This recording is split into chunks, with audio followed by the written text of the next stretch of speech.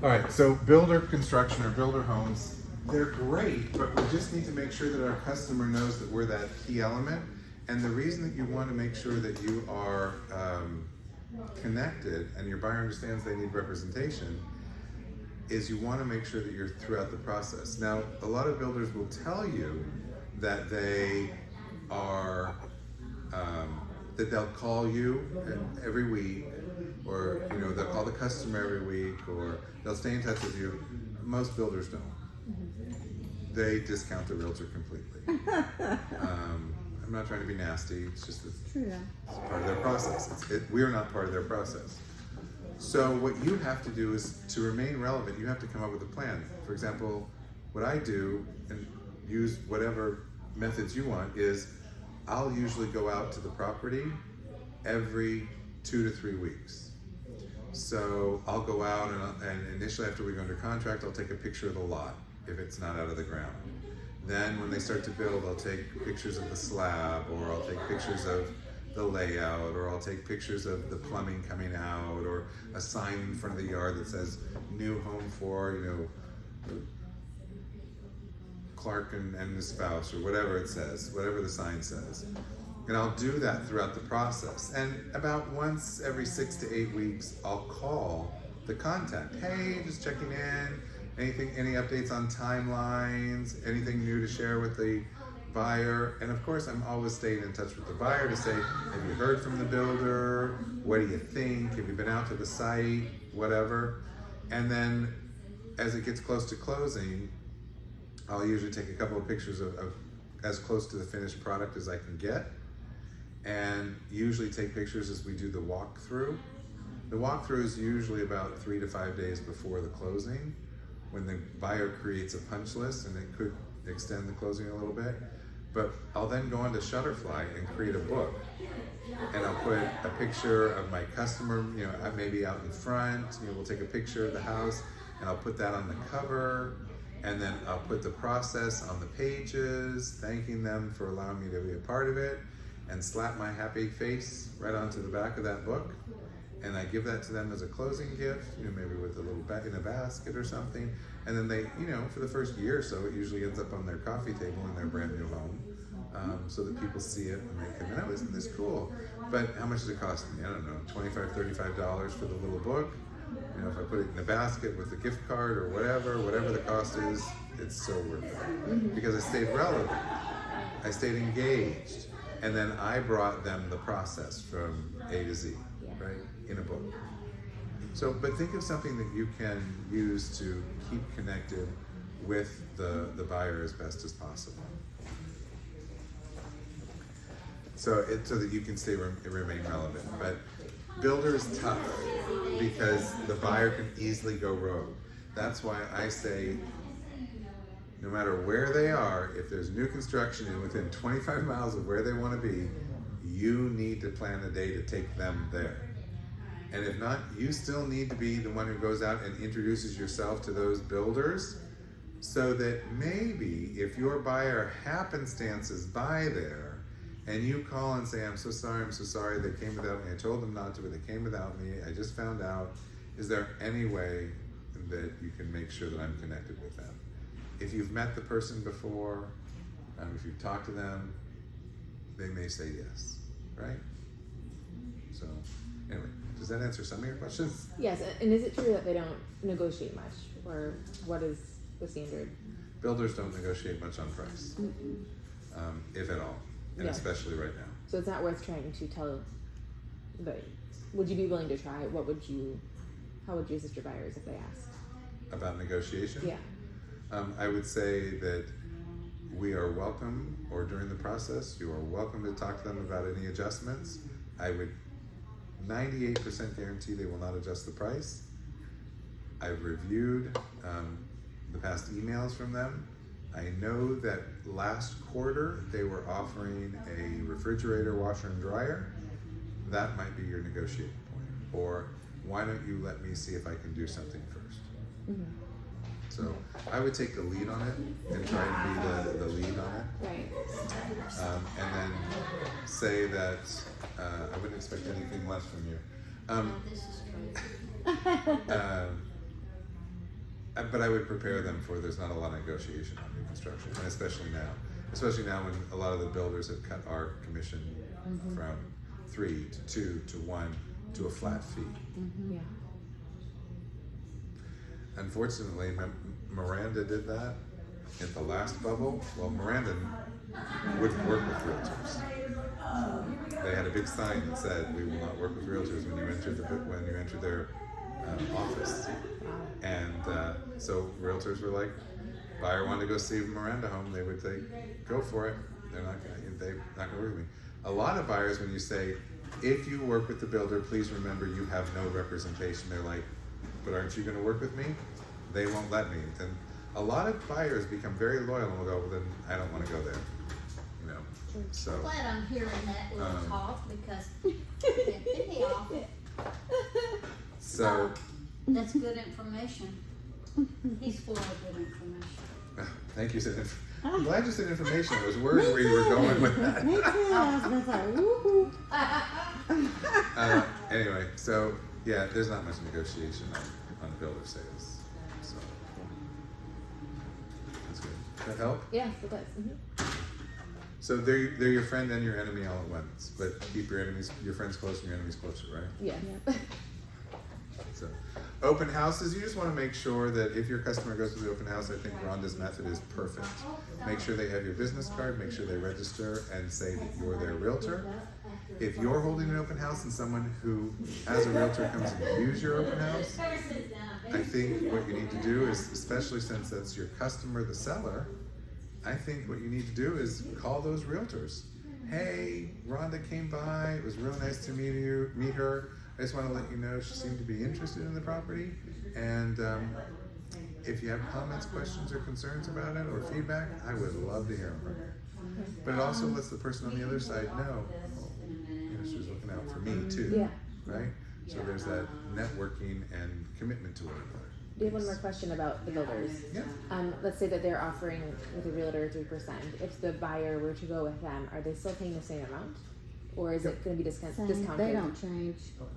They don't change. So that's what I always feel like buyers think, is that they're saving money by not having representation.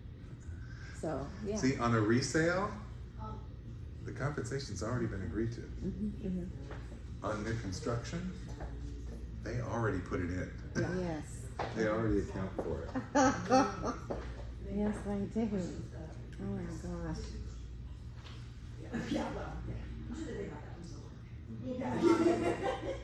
But we don't want to interrupt your class. That's so unlike you, but thank you. You're going to tell the truth. But it does get She's always so considerate. It's usually cold. Just stand there and fan us a little bit. Oh, okay, let me get the palm.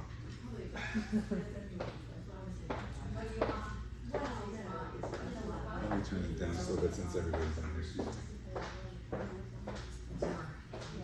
That might be good. Because usually it's cold in this office.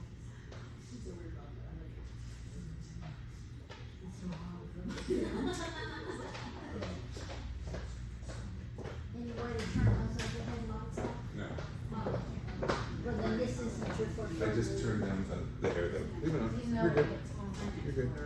All right, so open houses, I think Rhonda's correct in every way. You want to make sure that the customer has your business card and lets them know that they're being represented.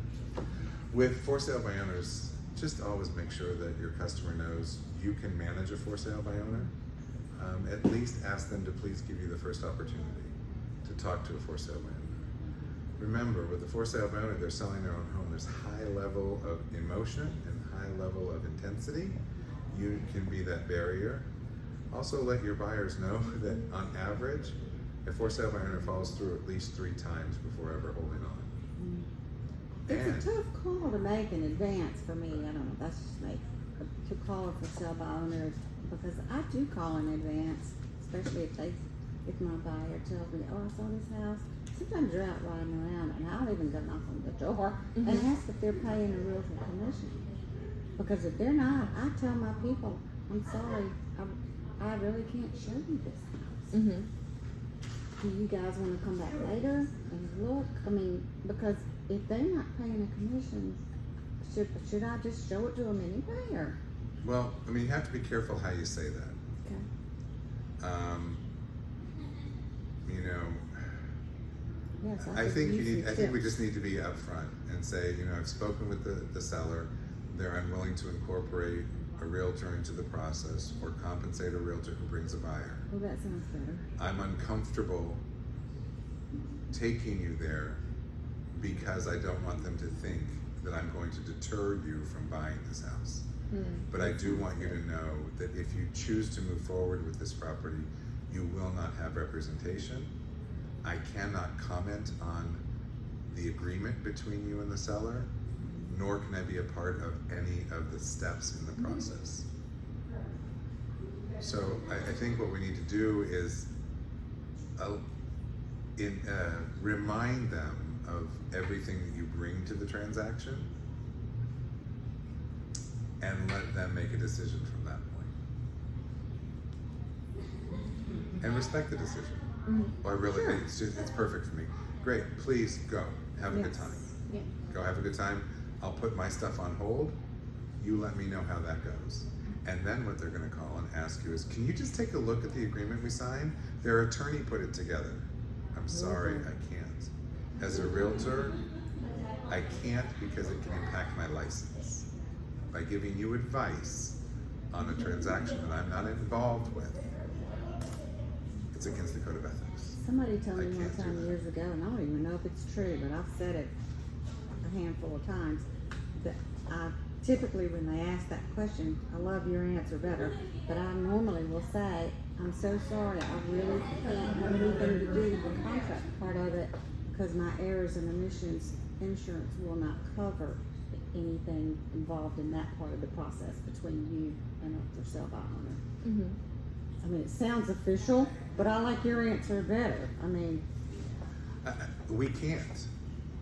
yeah, I know. I mean, We can't. What Yeah. if they were to come out of pocket for that commission and have you represent them? oh, Great. now we're Buyer agency agreement. Yeah. So that would be, instead of saying no, if they're dead set on it, and Yeah. still you can have the choice of And who- they still want And us this is why involved. we'll get to this, but this is why I think that the buyer consult is so powerful. It reminds us to bring up all of the things we forget to bring up. And it reminds us to do it early so that if it comes up, we've already discussed it. Okay, well, we've already talked about for sale by owners. I've let you know that with a for sale by owner, I am happy to work with you with a for sale by owner.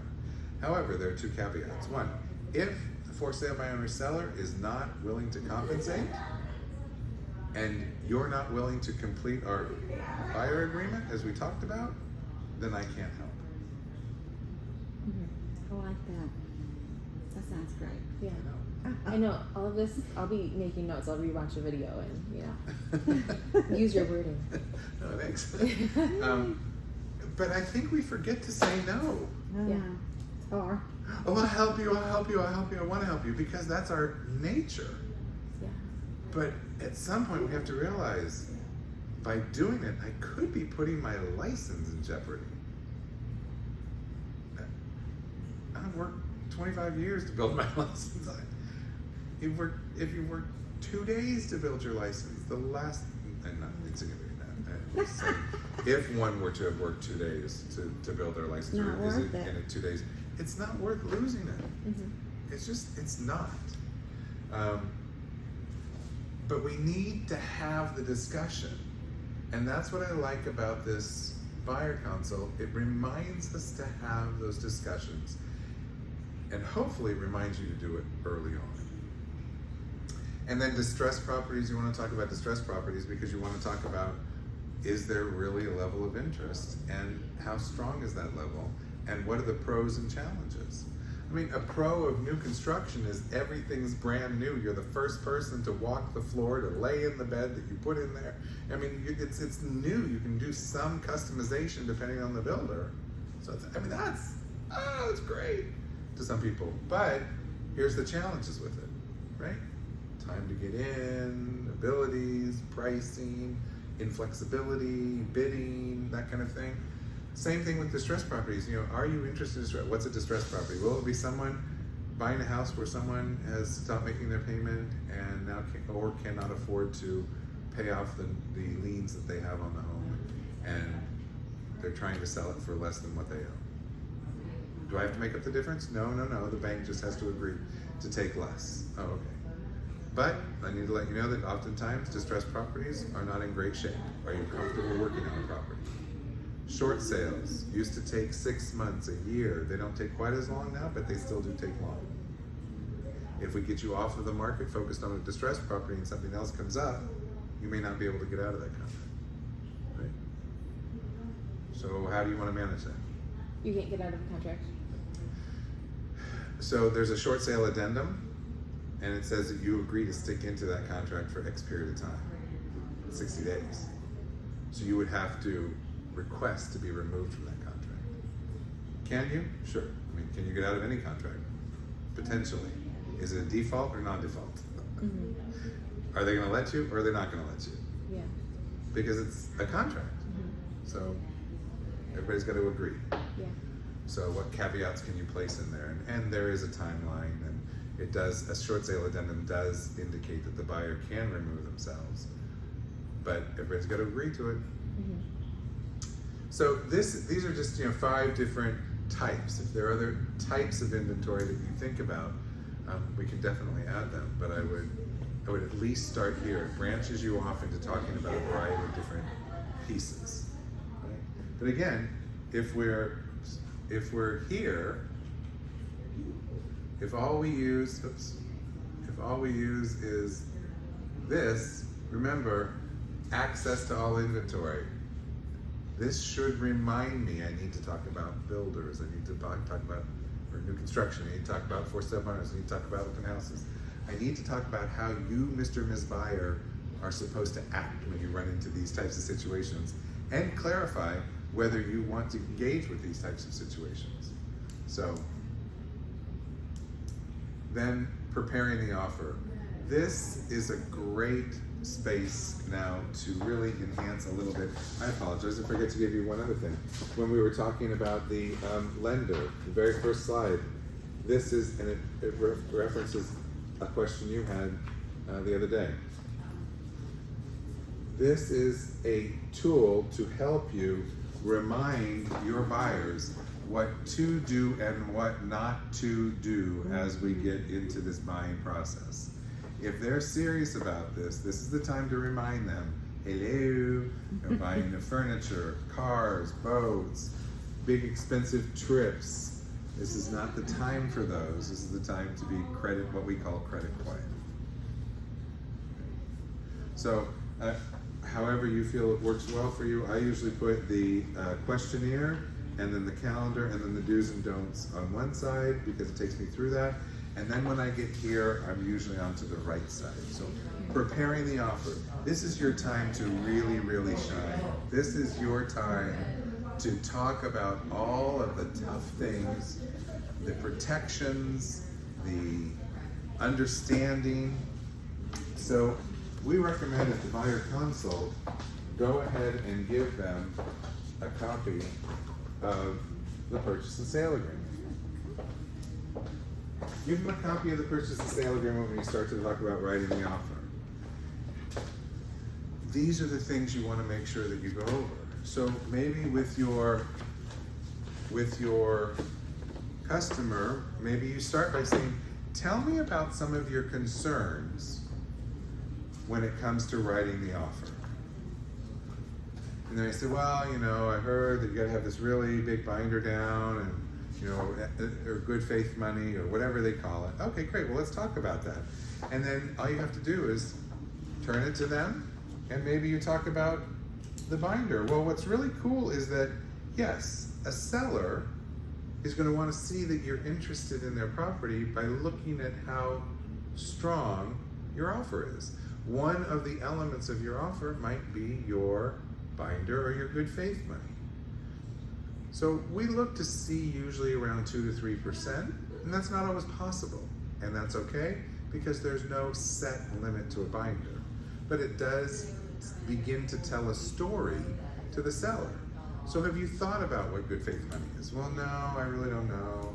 Okay, well, let me phrase that question differently. Do you have an idea of how much money you will put down on the property? Well, I'm going to put down 10%. Great. 10%. That's fantastic. Very strong.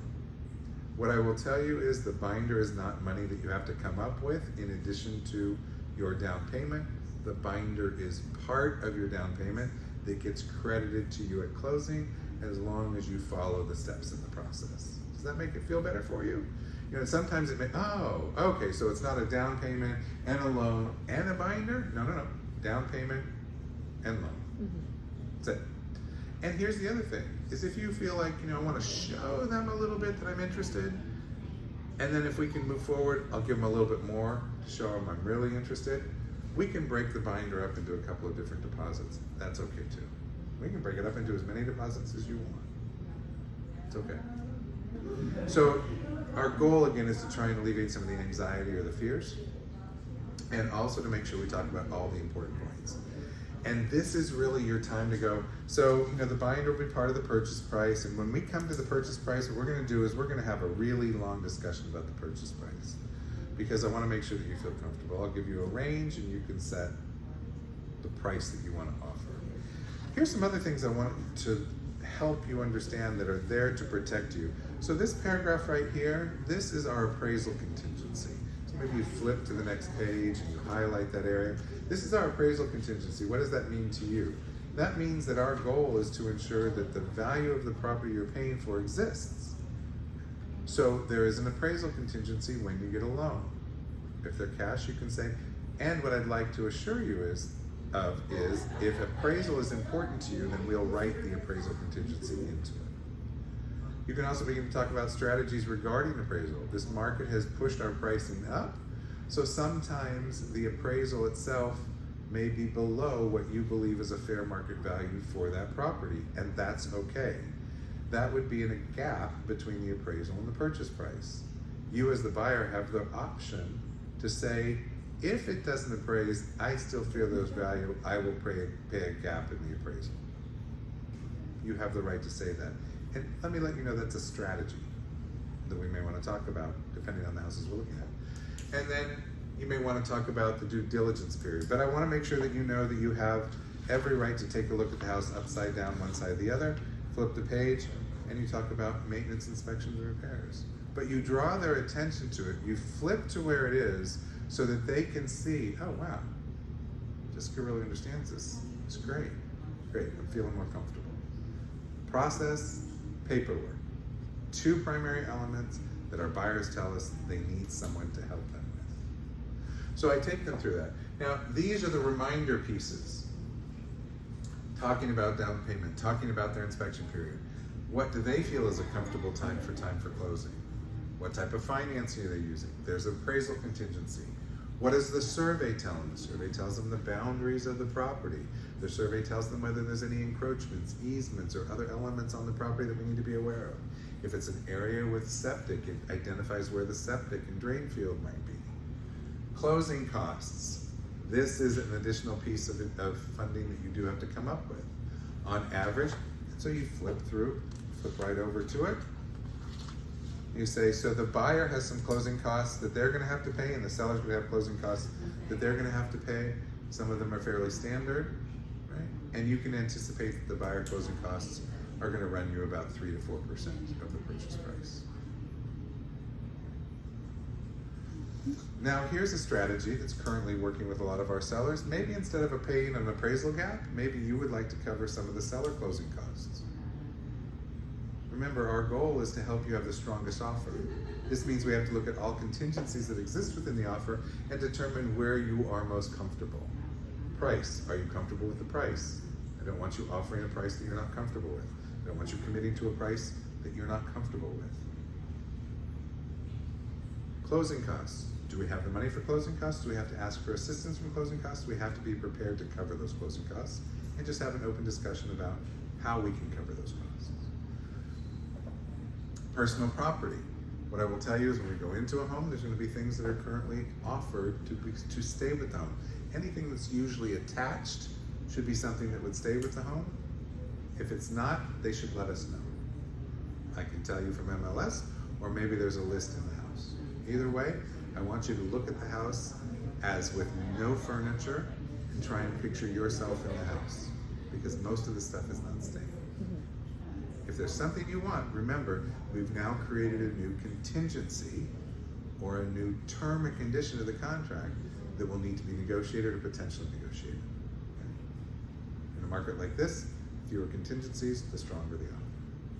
So you're just taking them through them, reminding them of things that are here to help them, things that are here to help them and keep them on track.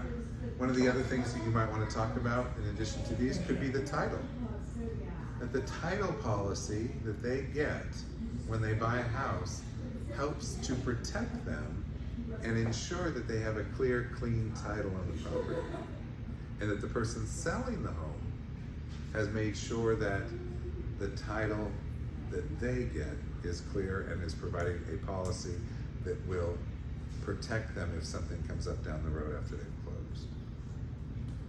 There's a second title policy which is simultaneous, which your lender requires. It is a buyer expense, runs about $125 to $150, and it protects the lender, but it goes away after a period of time. So your goal with this is to demonstrate your expertise and your knowledge and bring questions to the forefront that make your buyer feel uncomfortable. You really need to be pushing the envelope, asking them to please step out of their comfort zone and picture them in the process of buying. What are they most concerned about? Well, what if it doesn't appraise? Got you covered. Right here, page 2, paragraph 2, the appraisal contingency. Our goal is to maintain the integrity of your binder so that your binder is credited to you at closing.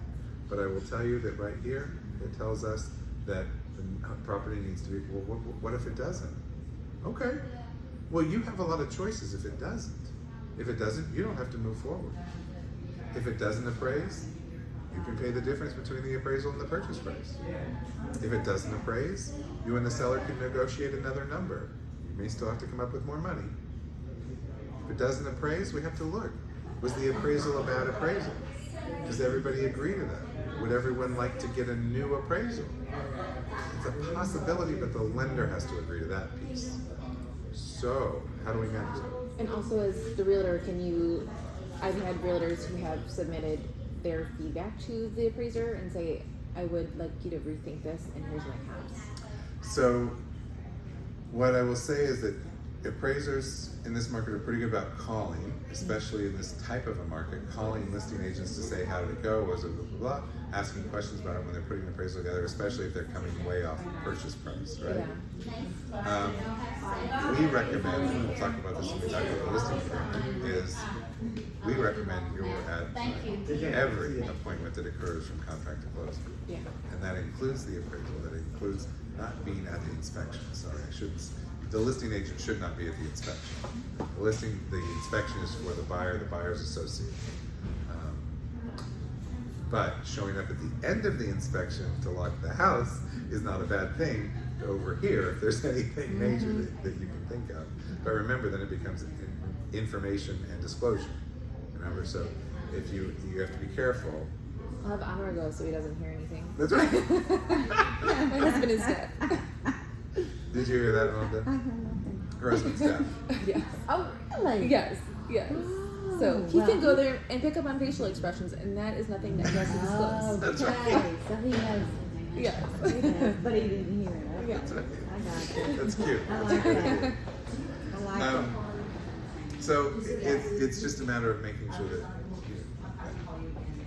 being there when it's really important, and appraisal is really important. If you're not going to be there, I recommend you leave a package that may include your comps that you used and a letter to the appraiser. Hi, just wanted to thank you for taking the time today. That and a bottle of water goes a long way. Thank you for taking the time to perform the appraisal, to accept and perform the appraisal. I've included the comps that I used in pricing the property.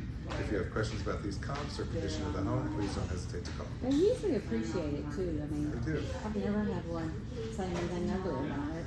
I will say they don't appreciate it when you start questioning them. Oh yeah, You know, or calling and go, oh my gosh, this appraisal sucks. You know, they're not real open to feedback at that point. Yeah. But anyway, it's a good idea. Anyway, so again, what is the goal here? Process, paperwork. I got this in front of me. I'm going to give you a copy of it. You may not have questions now. When you can't sleep, pull it out. I promise you, you'll read one page and go to sleep. But maybe you'll find a question that you have. And that's when we need to get that question out as quickly as possible.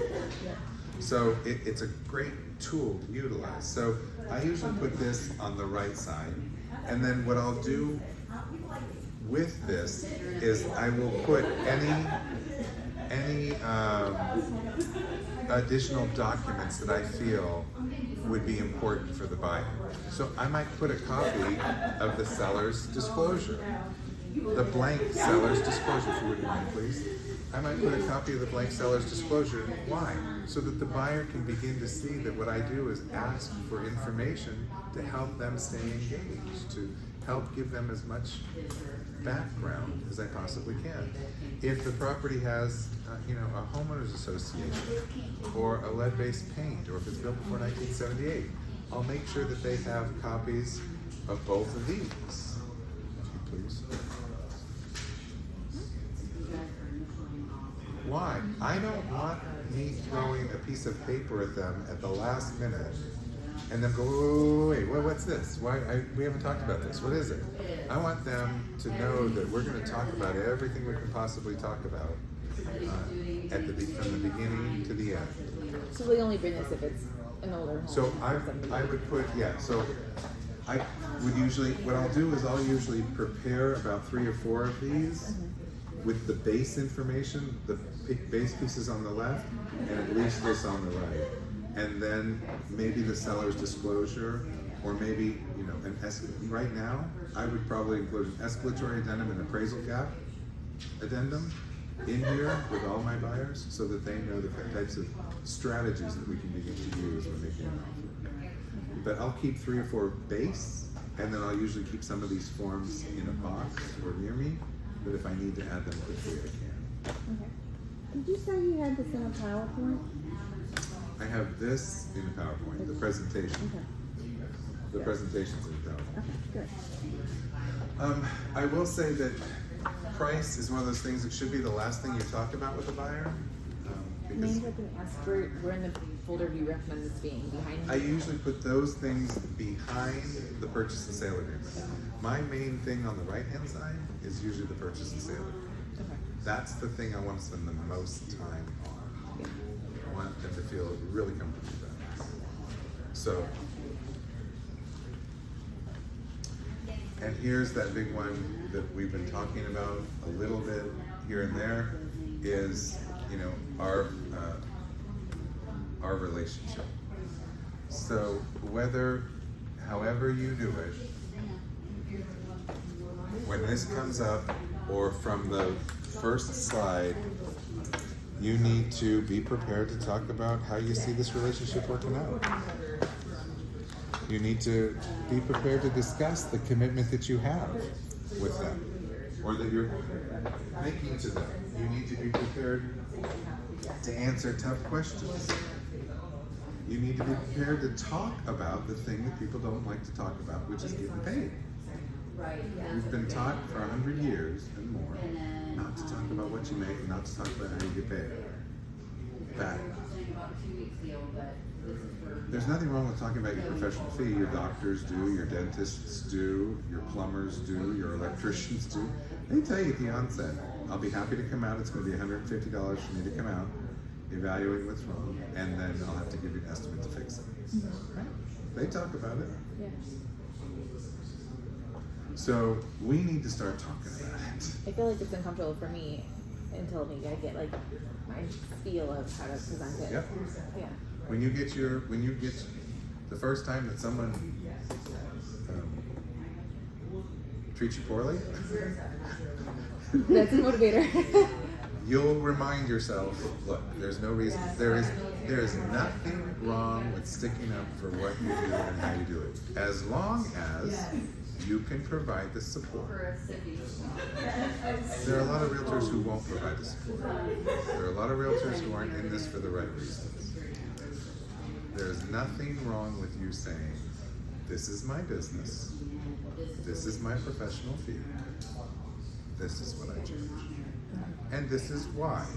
The fact that you've even taken 20 minutes to run the overview with them to make sure they have any questions is more than 90% of the realtors out there will do. I've never had a buyer consult, and I've worked with a lot of realtors. Yeah. So the great thing about having that background is that you'll be able to customize the buyer consult to the areas that you also feel are important, or additional areas that you feel are important. The tough thing about that is that, well, I've gone this far and I know a lot of realtors who don't. Why should I? Because you want to differentiate your business from others. So, but the buyer agency agreement, it's the buyers and the brokerage. Remember, money can't be paid to you directly, so it becomes the brokerage. The term acquisition acquire includes purchase, option, exchange, lease.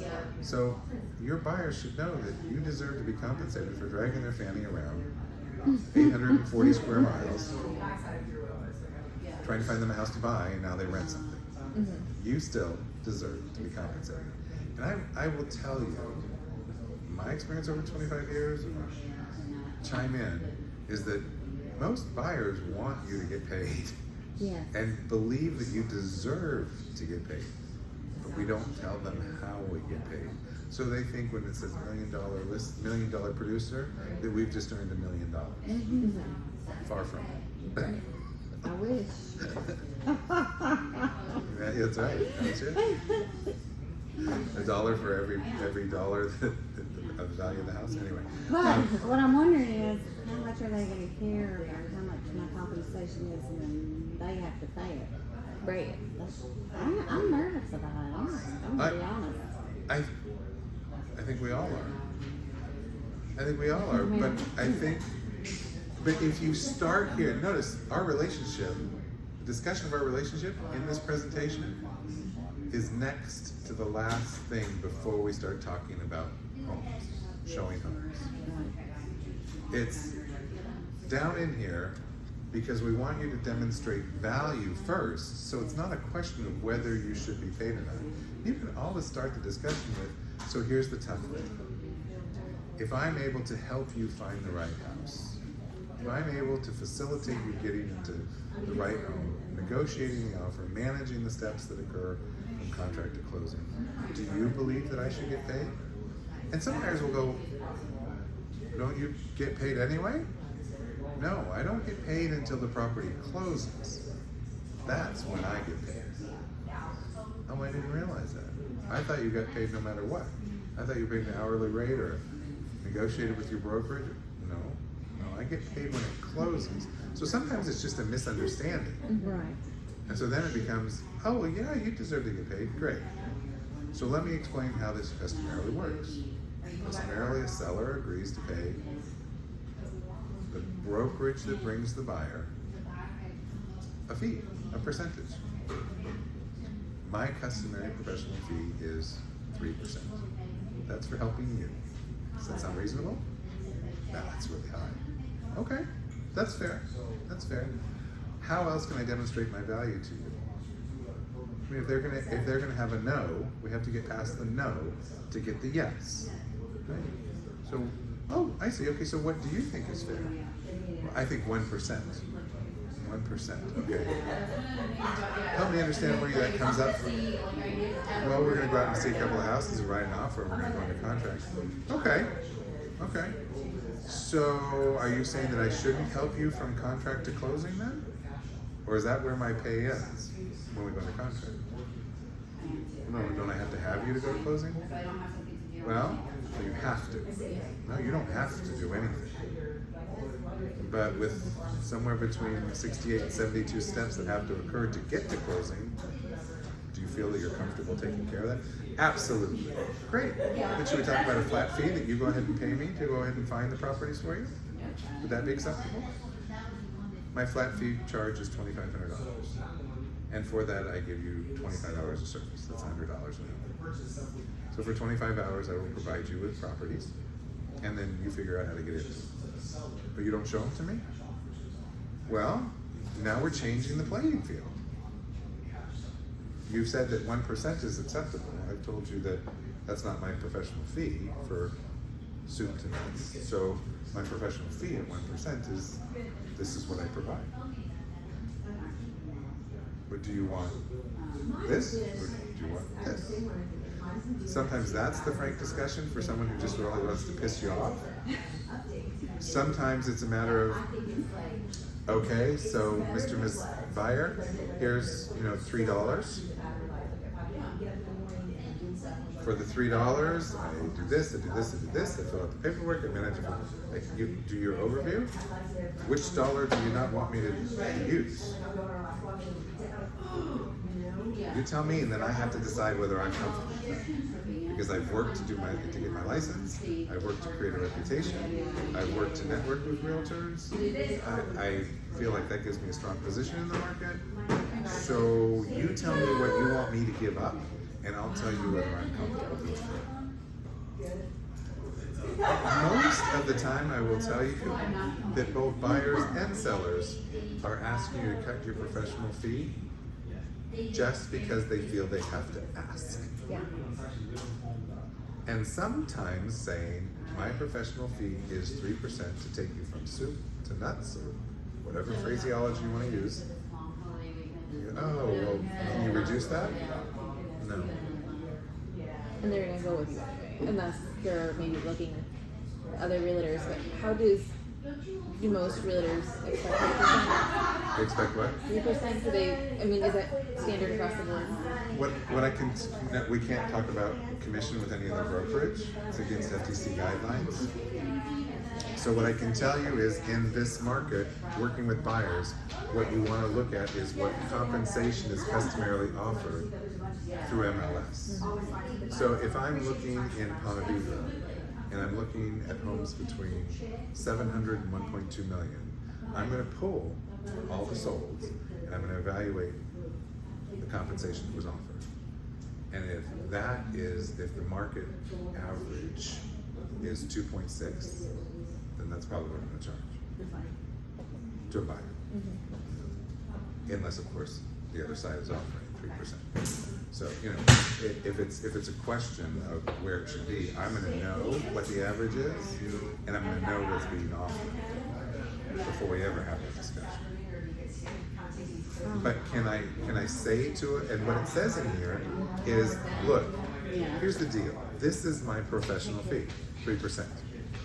If the other side is offering less, and I choose to take that and not charge you, I can do that. Or I can only charge you the difference. So it's not always that I'm going to charge you, the buyer, 3%, but I want you to know what my professional fee is. Now you can use our listing compensation, where it says 6%, 5.5%, 5%, and know that half of that is customarily what we offer out. So at 5.5%, I would expect 2.75. So I might put this at 2.75 if that's the price point that the buyer is working at. And if they offer 3, then I'm good. And if they offer 2.5, then I have to make the determination: am I going to charge the buyer, or am I not? And in most cases, unless it's really wonky, most realtors accept. The challenge is getting the buyer to acknowledge that there's a relationship and a commitment, and that's truly what this is for. To have that tough discussion of, I deserve to get paid. And now you can even use the NAR guideline, or the NAR rule, that we have to disclose buyer compensation, to say, not only do I need to get paid, I'm going to tell you up front what they're paying me. I'll tell you what they're paying me. I'm not hiding anything from you. But the deal is, can we agree that if we find you the right home, I deserve to get paid? Yes. Okay. These are the guidelines for how that I happens. just assumed. Will you address that flat fee one more time, what you said about if it gets to that point and you back it, what was it, $2,500 flat fee? Yeah, so, I mean, oftentimes, I mean, you've run into them, and we've all run into people who just have to push your buttons, Right. right? Push your buttons. Yes. And so, you know, well, I don't think you deserve that. So I can take two roads. I don't think you deserve 3%. Okay, that's fair. And I think I do. So now how do we find a common ground? So what I can tell you, Mr. Seller, is here's the deal. For 3%, these are the things that I do. I manage your paperwork. I manage the 68 to 72 steps. I write your offer. I make sure that all the legal documents are there. I make sure they're fully executed. I set the start date. I manage your inspections. I make sure that the title is correct. I follow up with the seller for any repairs. I make sure that the repairs are completed. I request receipts so that you know that the seller has paid for them and that you're not going to get any additional liens on the property. I manage your loan officer by ensuring that what you're doing is getting us moving forward so that you don't default on your contract. So these are a lot of the things that I do. That doesn't even include the time that we spend looking at homes until we find the right home. That doesn't include the number of offers we have to write. That doesn't include the different strategies we have to use or the strategies we have to put in place in order to get you the right home. So that doesn't even include getting you under contract or the stuff that happens after you close. What do you mean? After we close, we're done, right? Nope, not in my business, we're not. I have to make sure that you were maintaining a relationship. I have to make sure that you go ahead and file for your homestead. I have to make sure that you get copies of everything that occurs so that you can file your taxes appropriately. So no, I don't think after closing we're done. So of that, what do you want to eliminate? I'll never remember all that in a million years. I know. My brain is exploding. No, but seriously, what do you want to eliminate? Yeah. You tell me, and I'll tell you if I'm comfortable with that. Well, you know, I just want you to find the home. We'll take care of everything else. I get it. Finding the home is the easier part compared to everything else. In But- some cases, I yeah. think that's a great point. Yeah. It is. And I think the other part is that we have to stick by our reputation. I get that, Mr. and Ms. Seller, Mr. and Ms. Buyer. I can help you find the home. I definitely can. And you feel that 1% is good for that because we've broken it down into 3 parts. I get it. Not willing to do it. And when you I'm putting my reputation on the line. I'm sorry. I'm putting my reputation on the line once I find you that home. I'm not willing to do it. My business is too important to me, and my repeat business is too important to me. I'm not willing to diminish the integrity of what I do to fit your model. Would you like me to refer you to somebody else? And then get the 25% referral? Anyway, sorry. of 1%. If there is a buyer who says, okay, but I have another realtor who's at 2% or something, and you're asking 3%, you keep with the same. On the buy side, Either way. well, yeah, on the listing side, I mean, that's a whole other discussion. But and we are going to have a panel at our next sales meeting. I've already contacted one person. There are 2 other people I'd like to contact to see if they'll be able to do it. But these 3 people, I have not seen them come up with a listing below 5.5%. Never. And I'm using never. Never. Never. The one I talked to yesterday is like, yeah, I'm all about it. But he doesn't list anything, and he's not listing $30,000 and $40,000 houses. Right.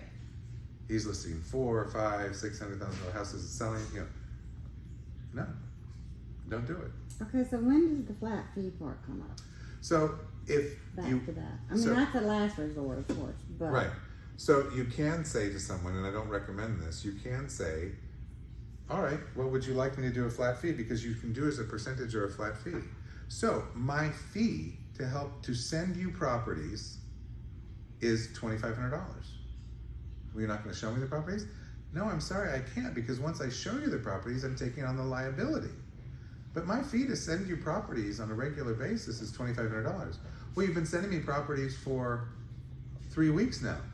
Right. I misunderstood our relationship. I thought our relationship was from beginning to end. That is a service I provide for my customers that are working with me from beginning to end. If you just want listings, I'm happy to send them to you. The fee for me to do that is $2,500.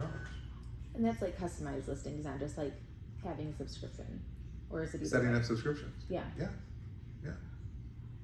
If I'm sending Rhonda things now because I believe that we are going to work together, and I'm the one who's missed the step, and we're now 6 weeks in, and I've never sat down and done a buyer consult, that's on me. That's on me. But if I finally go, really, she's saying things that don't make sense to me, and I need, sit down. And I get her to sit down with me, and she's like, well, I'm not signing that. I've looked at other houses. I'm not committing to, oh, my bad. I thought we were in this from beginning to end. Now I know. So you tell me what you're comfortable with for our relationship, and I'll tell you if I can do that. Well, just keep sending me the listings and I'll figure out how I want to manage it. Great. Well, my fee for that is $2,500. I could put that on here. But you've been sending me listings. Right. Again, my bad. I misunderstood. Not you. I misunderstood. I thought we were in this together. We're not. So the way that I work is A to Z, this is what I get compensated. A, this is what I get compensated. So at what point, I mean, I've had realtors who, you'd never really have a conversation. You'd be like, oh, just give me your email address and I'll send you listings, call me. So at what point should you do that? I don't think you should do that. I mean, I get it. Yeah. I've done it. Okay. Give me your email address, I'll send you some listings. Easy enough. Right? But the minute you start doing that, you've completely diminished your value. Yeah. I think what we need to do is say, I think I understand what you're looking for. I would like to send you some listings and possibly have a discussion. Are you open to that? And you send them 3 listings or 4 listings or 2 today, 2 the next day. You don't immediately put them on a subscription. But this means having a contact management program that reminds you, oh, today I need to send Jessica 2 listings, or today I need to send Jessica 2 listings. And then you get that appointment. And then you say, okay, so tell me a little bit about, what's going on with you and what I've sent you. Okay, well, here, let me explain to you how this works. This is my buyer agency agreement. This is what I owe you. This is what I feel is important to provide to my buyers. This is what I do for my buyers. This is how I counsel my buyers. Are you comfortable with that? Great, yes, no, okay, fine, okay, I can agree to that, yeah. Great. So now I've been sending you some random listings. What I'm gonna do now is I'm gonna set you up on a subscription. That means that you will get listings, either 1, every time a listing that meets your criteria comes up, 2, a certain number of days a week, depending on what you want, or 3, randomly, less frequent basis, which makes no sense to you. But we got to hold back. We give and we give and we give, and then there's no obligation or understanding that we have a value to what we're providing. Yeah. Well, if you won't give it to me, somebody else will. Great. Man, have either of you? No, you haven't. We briefly talked about it. Have you read the Ninja Selling book or the Go Giver? I did it years ago. It's been a while. One thing I really like about the Ninja Selling philosophy, it's really coming from a place of abundance rather than a place of scarcity. If I go into everything going, if I lose this, I'm dead. Then it's really hard to exude that confidence. If I go in from a place of abundance, thinking, I have so much to offer, and not everybody's going to want it, and that's okay. That's okay. But I think that a lot of consumers are smoke screened with a lot of realtors who don't talk about value, who don't talk about importance of the process, who don't slow the roll and take the time to explain, this is my role, and then ask for the business. So if until you're comfortable with this, I can at least get you to the point where you can say, Jessica, I've shared with you a little bit about how this process works. I've shared with you a little bit about how I'm going to work with you. Can I get a commitment from you to work with me? And however you say that, not work with any other realtor, not see houses with any other realtor. We're entering into a marriage, a short-term marriage, and here's how it's going to play.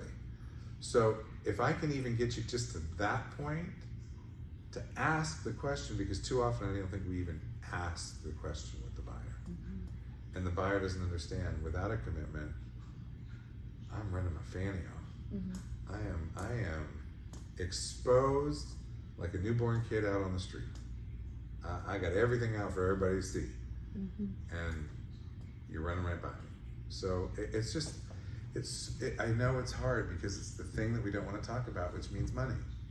So if I can get everybody to at least ask for the commitment and then get you to ask for the signature, I think we're making progress. I think the hardest part is going to be customers that I've been doing business with 10 plus years, because I've always been their buyer's agent, but I've never gotten anything signed saying they exclusively work with me. I've had them, go to open houses and either have my business card, or they'll say to the person, oh, we have a realtor, and this one lady that I've been working with said, and she's like my sister, so she'll be writing any contracts or whatever. Okay, well that was 4 months ago, and now I'm having to go to those same people and say, okay, it's going to cost you 3% to work with me.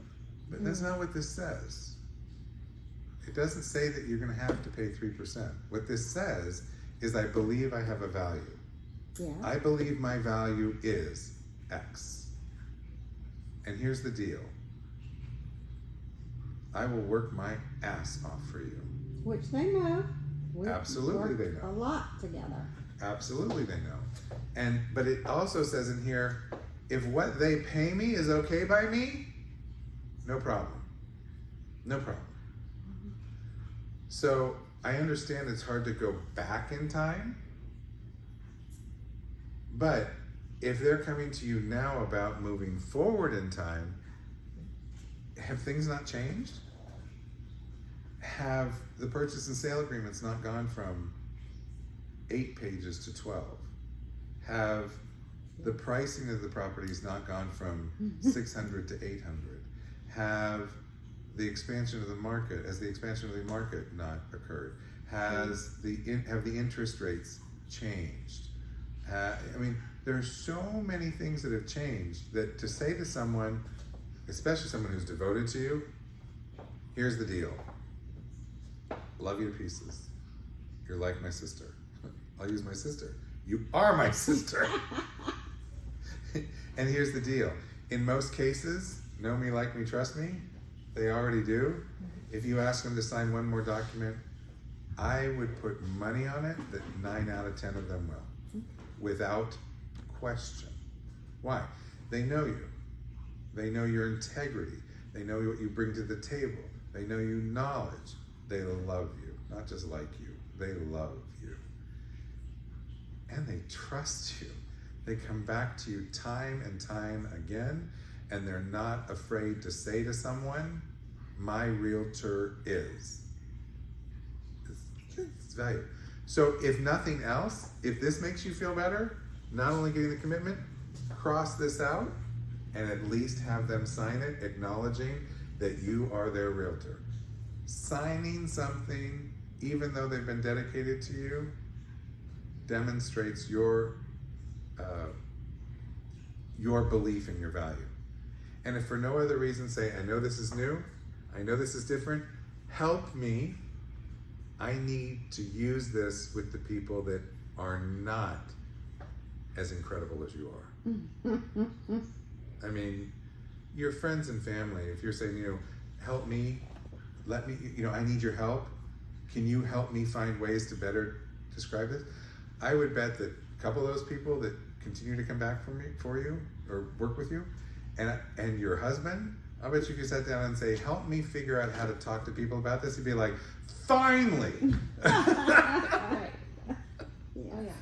Finally, you're reminding people that they need to pay you. Mm-hmm. Agreed.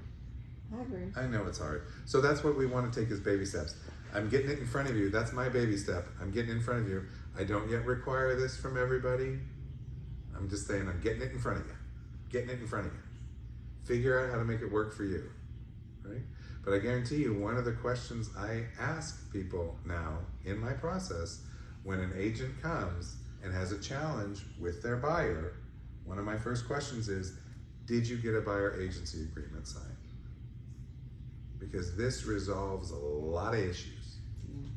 Are they able to terminate? Yes. Okay. And there's actually an end date on it. Okay. Oh, and ending. Huh?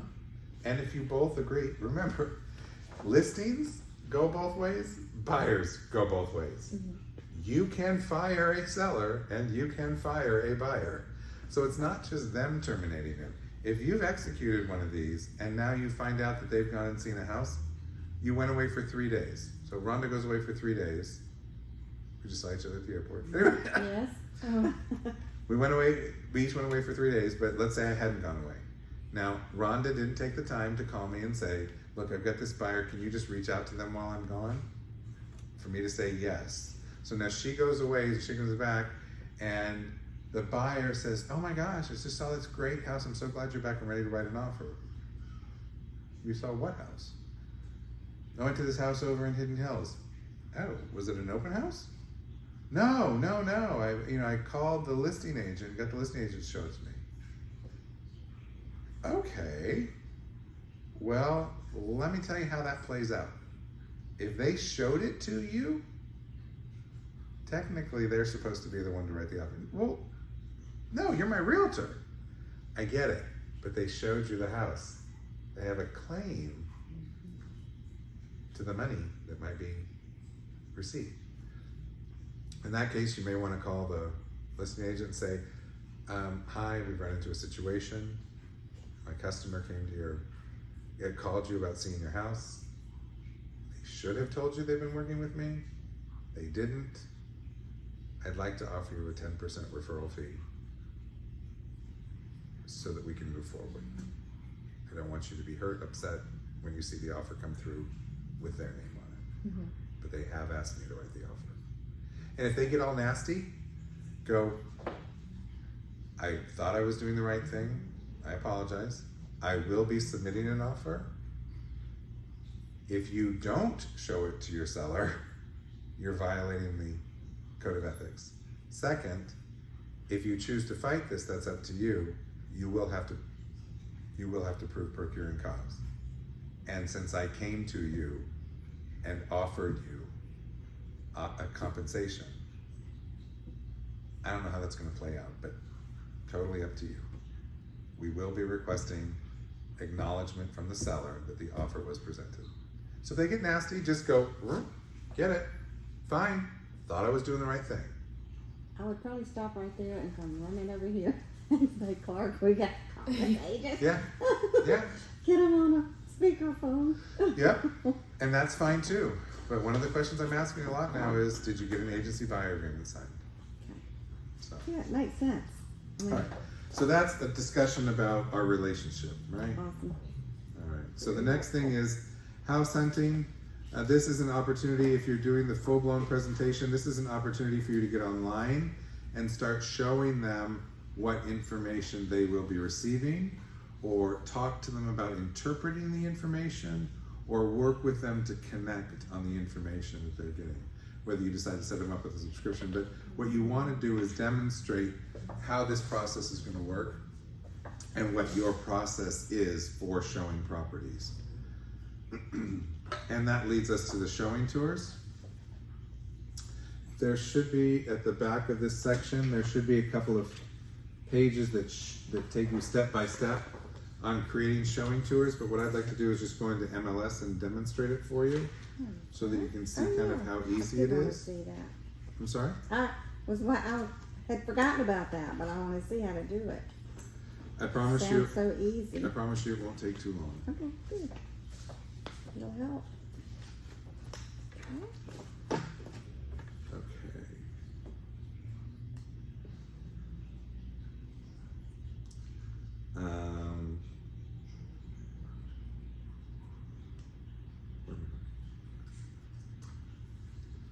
All right. So when you log into MLS,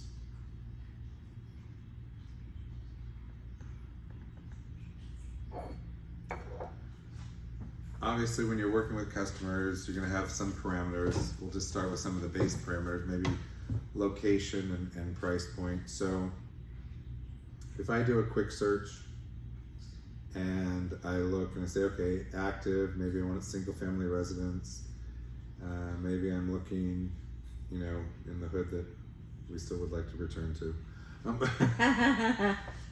Or is that Avondale Ortega area? Yay. And maybe, I don't know, what price point do we want to put? 5 to 7?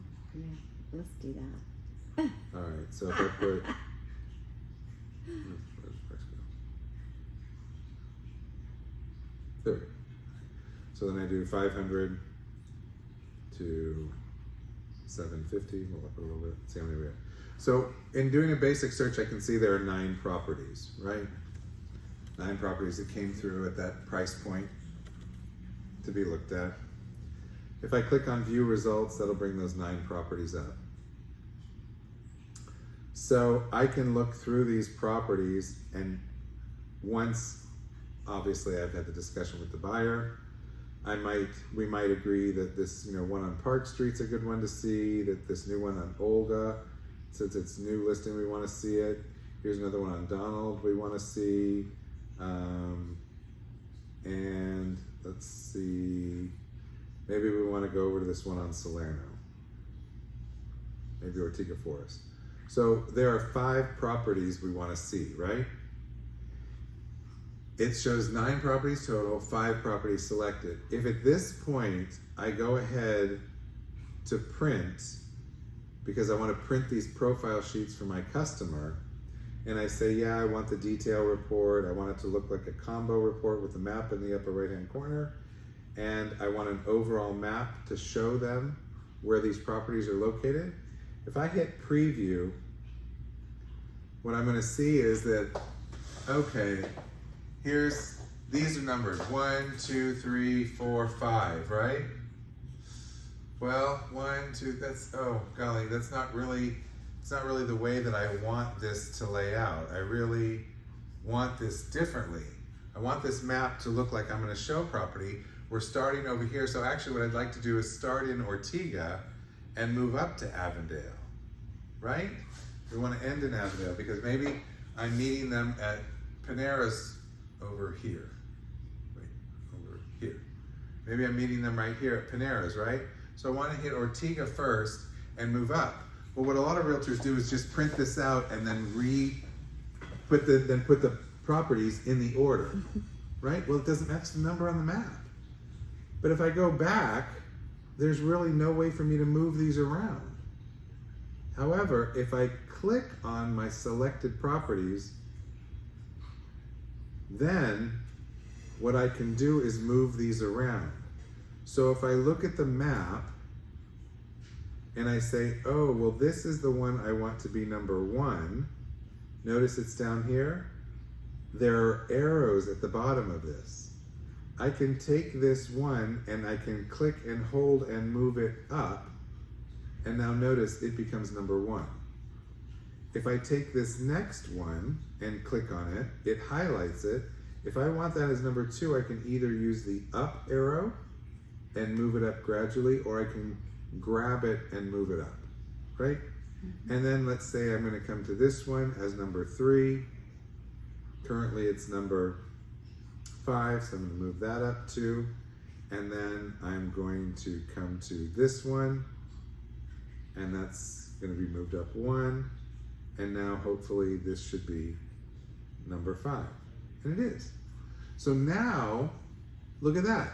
I've got them in the order so that if I go to print and I keep the selections the same, My preview has the properties in the order I want to show them, so that I can print this and or email it to them. They're in the order I want to see them.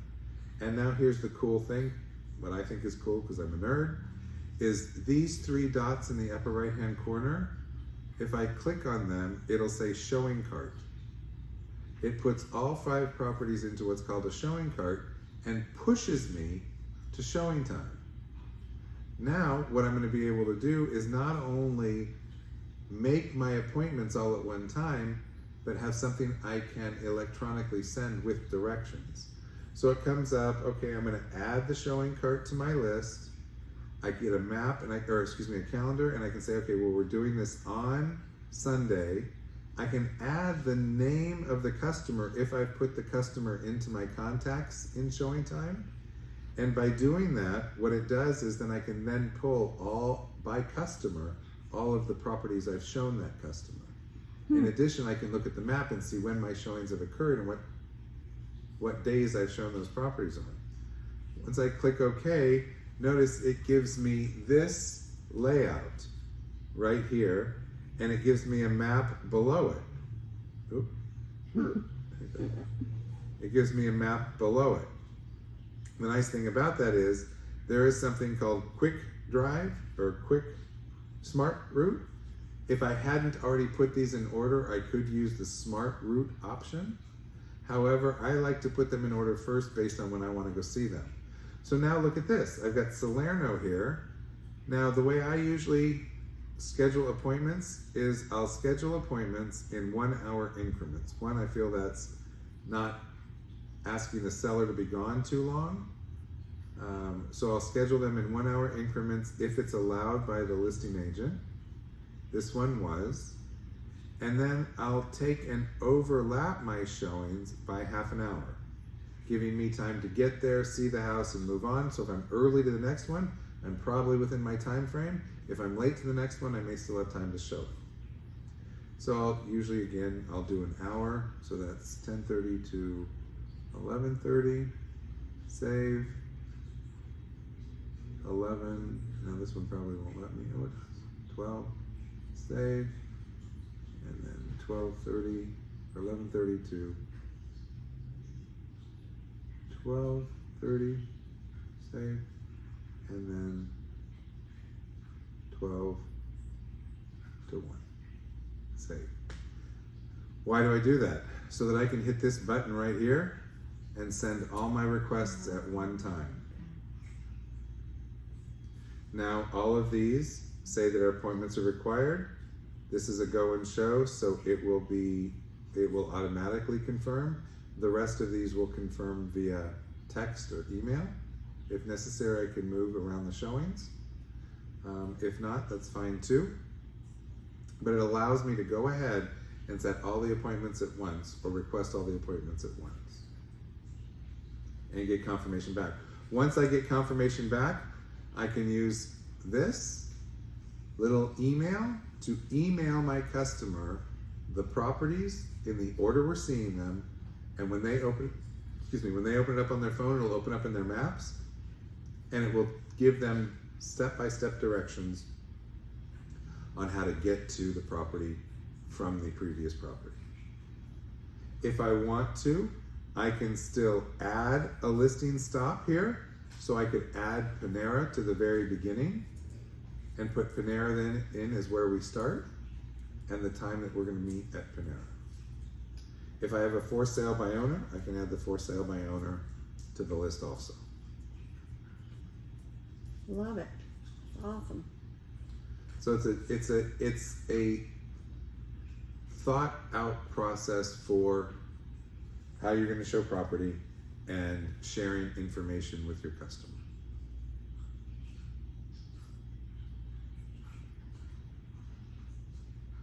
So those are showing tours.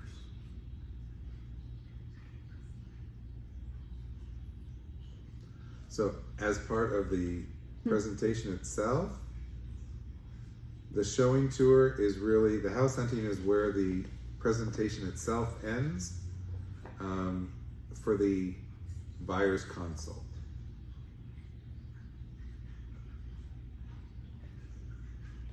My head is full of information. Giving me a headache. Too much to think about. So, questions, thoughts, Whew. clarification? Practice. Yes, practice. I have a lot of practice.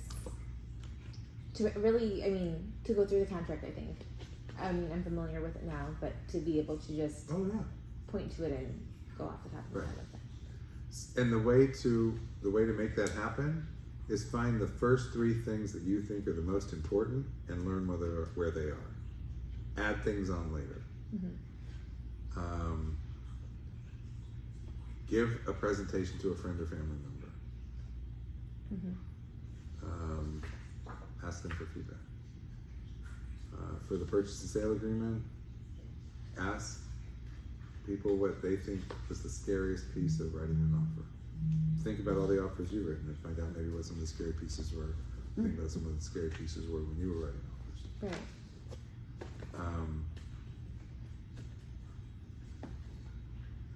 I think. And again, if you don't use the presentation, that's okay. Please try to use that first piece. Mm-hmm. Please just try to use that first piece. Maybe you laminate it and pull it out of your briefcase and throw it down on the page on the table and say, these are the things we're going to talk about. Right. Figure out what's important to you. I mean, the left side, I would include the calendar. I would include, what's also I would probably include on the left-hand side? Your bio and or testimonials. A bio or a testimonial sheet. On the right-hand side, in addition to the purchase and sale agreement, if nothing else, I might include a copy of a showing tour so that you can show them what they'll get from you.